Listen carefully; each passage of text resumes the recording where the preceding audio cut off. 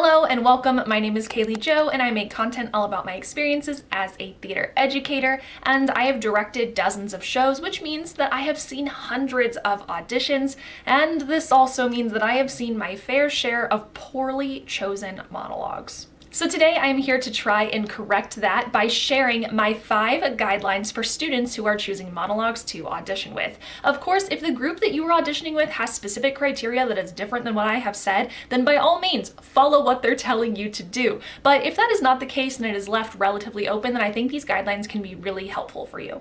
Please note that I have actually shared these guidelines before, primarily in my 10 monologue suggestions for teens video. So if you've seen that one, then these may sound a little bit familiar, but I felt like they were a little buried in that video, and these tips are important enough that I felt that I should dust them off and present them to you one more time. Let's get to it.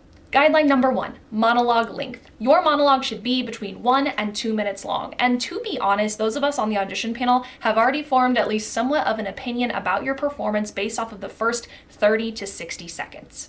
Guideline number 2, monologue source. Your monologue should come from a published play, and that is it. It should not come from a book, TV show, movie, something you've written yourself, or even a book of monologues. It needs to come from a published play. And on a side note, I would not recommend choosing a monologue from the play that you are auditioning for, because that can be a little too on the nose.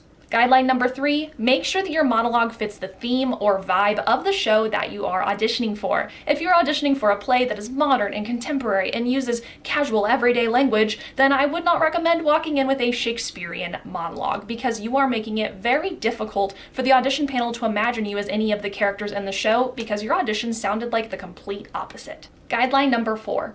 You should choose a piece that is spoken by a character that you could feasibly portray. So by this I mean, if you are 16 years old, I wouldn't recommend choosing the monologue of a 90-year-old war veteran or of a grandparent who's reminiscing on all of their time spent with their children and their children's children, simply because that doesn't feel like a character that you could connect with and feasibly portray based off of your age. With that being said, I have directed my fair share of high school productions, and within that setting, you have 16-year-olds who are playing 16-year-olds, and you have 16-year-olds who are playing 80-year-olds, just because that is the audition pool that you have to choose from. So if that is your situation and you have your heart set on playing the role of an 80-year-old in that production, then by all means, come in with a monologue from an 80-year-old. That works in that situation, but otherwise, I would recommend choosing monologues that you could feasibly portray based on your age and experiences. Guideline number 5, choose a monologue that allows you to connect with the character on a personal level.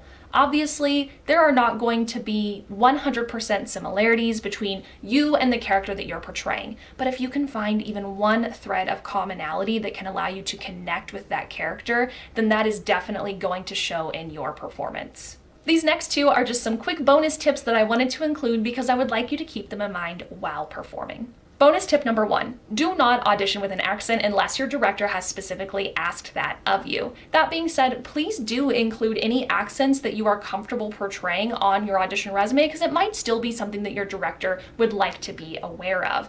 Also, make sure whenever you're choosing a monologue that you don't choose one that has an accent written into it. As in, whenever you read the words, they naturally are portrayed as an accent. So avoid those as well, unless the director has requested it.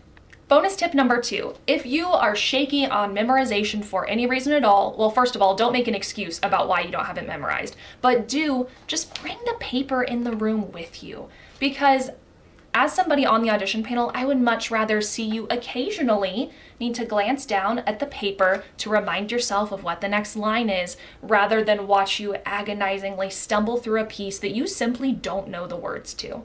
If you are searching for your next monologue, I really do recommend checking out my 10 monologues for teens videos. You can also take a look at my what to do with your hands videos, which has some more great audition tips. They are technically geared towards musical auditions, but I think that there are still a lot of valuable pieces of information in there that can also be applied to auditions for a play. Thank you so much for watching, and as always, break a leg.